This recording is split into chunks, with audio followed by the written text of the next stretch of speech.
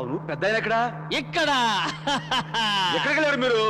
Hello నమస్తే guys, Leo movie నుంచి నేను అబ్జర్వ్ చేసిన కొన్ని డీటెయిల్స్ అయితే ఈరోజు మీతో షేర్ చేసుకోవడానికి అయితే ఈ వీడియో చేస్తున్నాను. ఇది నా ఫస్ట్ వీడియో, ఇలా డీటెయిల్స్ అబ్జర్వ్ చేసి చెప్పడం అయితే ఇది నా ఫస్ట్ వీడియో. ఇందులో ఏమైనా తప్పులు ఉంటే నన్ను క్షమించండి, అలానే ఆ తప్పులు ఏంటో నాకైతే చెప్పి నన్ను కరెక్ట్ చేయండి.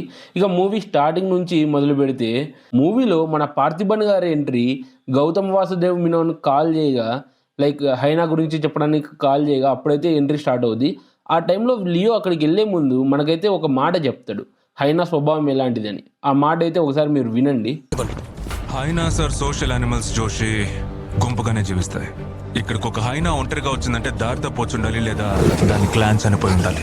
జనం భయంతో దాన్ని కొట్టి చంపాలని చూస్తారు, కానీ మనమే దాన్ని ప్రాణాలతో పట్టుకోవాలి. అలా కాకుండా మీ వాళ్ళలో ఆలోచిస్తే అది మనకు చుక్క చూపిస్తుంది. ఇది హైనా స్వభావం. సేమ్ ఇలాంటి స్వభావమే మన లియోకి కూడా ఉంది అని అయితే డైరెక్టర్ గారు హైనా ద్వారా మనకైతే రెఫర్ చేశారు. మన పార్థిబన్ కూడా తన ఫ్యామిలీ జోలికి ఎవరైనా వస్తే కానీ తనైతే రియాక్ట్ అవ్వడు, వాళ్ళని ఏం చేయడు. సేమ్ అలాంటిదే కదా మన హైనా కూడా, తన మీదకి ఎవరైనా వస్తేనే అదైతే రియాక్ట్ అవుతుంది, ఎవరైనా హాని చేస్తుంది. అసలు లియోగా నేమ్ మార్చుకొని పార్థిబన్ నేమ్ ఎందుకు స్పెసిఫిక్ గా తీసుకున్నాడని ఆలోచిస్తే నేను పార్థిబన్ మీనింగ్ తెలుసుకున్నా. First of all Parthiban name meaning వచ్చేసి ఏంటంటే లైటింగ్ టు ద వరల్డ్. అసలు ఆ లైటింగ్ టు ద వరల్డ్ అనే దానికి నేను ఒక ఎగ్జాంపుల్ అయితే తీసుకొని చెప్తున్నాను మీకు. ఒక బల్బుని తీసుకుందాం. బల్బులో వచ్చేసి ఫ్యూజ్ అండ్ ఫిలమెంట్ అయితే మనకు మెయిన్ పార్ట్స్. అవి లేకోకుండా లైటింగ్ అయితే రాదు మనకు. ఒకవేళ అవి ఖరాబ్ అయితే మనకు లైటింగ్ అనేది పోతుంది. అండ్ గ్లాస్ బల్బ్ వచ్చేసి ఆ ఫిలమెంట్ అండ్ ఫ్యూజ్ ద్వారా మనకైతే లైట్ ని స్ప్రెడ్ చేస్తుంది. దీన్ని రెఫరెన్స్ గా తీసుకుంటే ఆ ఫిలమెంట్ అండ్ ఫ్యూజ్ వచ్చేసి లియోగా అనుకొని గ్లాస్ బల్బ్ ని మనకు పార్థిబన్ గా అయితే తీసుకుందాం. మనం ఎప్పుడన్నా ఒక బల్బుని చూస్తే దాని లైటింగ్ ని అండ్ ఆ గ్లాస్ ని మాత్రమే చూస్తాను, కానీ అందులో ఉన్న ఫిలమెంట్ ని ఫ్యూజ్ అయితే మనం ఎవరో మోస్ట్ ఆఫ్ మెంబర్స్ చూడము. సేమ్ అలాగే దీనికి ఒక బల్బుల్ని రెఫరెన్స్ తీసుకొని అలా అయితే లియోకి నేమ్ అయితే మార్చేశాడు పార్థిబన్ లెక్క. పార్థిబన్ నేమ్ వచ్చేసి meaning lighting to the world. ఆ గ్లాస్ ద్వారా వచ్చే బల్బుని మాత్రమే మనం చూస్తాం, కానీ లోపల ఉన్న ఫిలమెంట్ని అండ్ ఫ్యూజ్ని అయితే చూడం కదా. సో మీకైతే దీనికి ఎందుకు పెట్టాడని అయితే ఒక క్లారిటీ అనేది వచ్చి ఉంటుంది. అండ్ నెక్స్ట్ వచ్చేసి మన పార్థిబన్ తన ఫ్యామిలీతో వెళ్ళి ఒక హైనాని అయితే అడాప్ట్ చేసుకుందామని అయితే వెళ్తాడు. అప్పుడు ఆ హైనాకి ఒక నేమ్ పెట్టాలి అనేసి తన పిల్లల్ని అండ్ ఫ్యామిలీని అయితే సజెస్ట్ ఏమనేసి అడుగుతాడు.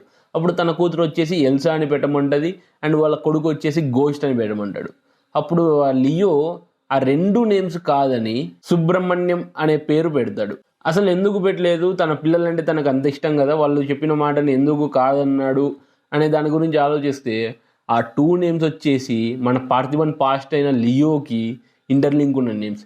ఎల్సా వచ్చేసి తన చెల్లి పేరు, గోస్ట్ వచ్చేసి ఆ లియోకి అప్పట్లో క్రూరంగా ఉండేవాడు కాబట్టి అలా రెఫర్ చేసుకునేవారు లియోని ఒక గోస్ట్ లెక్క. సో అందుకనైతే సుబ్రహ్మణ్యం అనేసి పెడతాడు. అండ్ దీని దగ్గర ఒక ఫ్రేమ్ అయితే టెక్నికల్ గా చాలా బాగా మేనేజ్ చేశారు లోకేష్ కనగరాజు గారు. దీని గురించి అయితే లాస్ట్ లో దీనికి తగ్గట్టు ఒక ఇంటర్లింక్ పాయింట్ అయితే ఉంటది, అదైతే లాస్ట్ లో చెప్తాను మీకు. నెక్స్ట్ పాయింట్ వచ్చేసి ఇది అసలైన పాయింట్. లియో వచ్చేసి ఆ సిటీలో 20 years గా ఉంటున్నానని అయితే మనకి చెప్తాడు. లియో డేట్ ఆఫ్ బర్త్ వచ్చేసి 1977 అండ్ లియోగా డెడ్ అయ్యి పార్థిబన్ గా మారింది 1999. ప్రజెంట్ ఆ లియో పార్థిబన్ ఆ సిటీలో బతుకుతున్నది 2022 years లో. అంటే ఆ సిటీకి 2001 లో అయితే వచ్చాడు. అప్పటి నుంచి ఆయనకి ఎటువంటి డిస్టర్బెన్సెస్ అయితే ఎవరి నుంచి లేవు. సడన్ గా ఆ ఊర్లోకి గన్స్ ఎలా వచ్చాయని అయితే ఆ పాయింట్ మీద చాలా డీప్ గా థింక్ చేస్తుంటాడు. జోషి దగ్గర ఉన్నప్పుడు అదే ఆలోచిస్తుంటాడు. ఈవెన్ కాఫీ కేఫ్ లో కూర్చొని డీప్ గా థింక్ చేస్తుంటాడు దాని గురించి. నాకు తెలిసింది ఏమంటే మేబీ ఏమన్నా ఆ టైంలో పార్థిబన్కి యాంటోనీ దాస్కి ఏమన్నా దీని గురించి తెలిసిపోయి లైక్ వాళ్ళ మనుషుల్ని ఏమన్నా పంపించి నన్ను సెర్చ్ చేపిస్తున్నాడా, లేకపోతే నా గురించి ఎవరన్నా మళ్ళీ ఇప్పుడు సెర్చ్ చేస్తున్నారని అయితే ఆలోచిస్తున్న టైంలో మనోడైతే చాక్లెట్ కాఫీ అనేసి వచ్చి బాగా డిస్టర్బ్ చేసి చిరాకు తెప్పిస్తాడు. దానికే ఇంత ఘోరంగా అయితే కొడతారు. మంచిగా కొట్టాడు అనిపిస్తుంది. విజ్ఞాన ప్రదర్శనలో ద్రావిడు సారీ మామ, ఏదో సరదా చేసేదా. అసలు పార్థిబన్ ఎందుకు హైనాని దత్తకు తీసుకున్నాడు?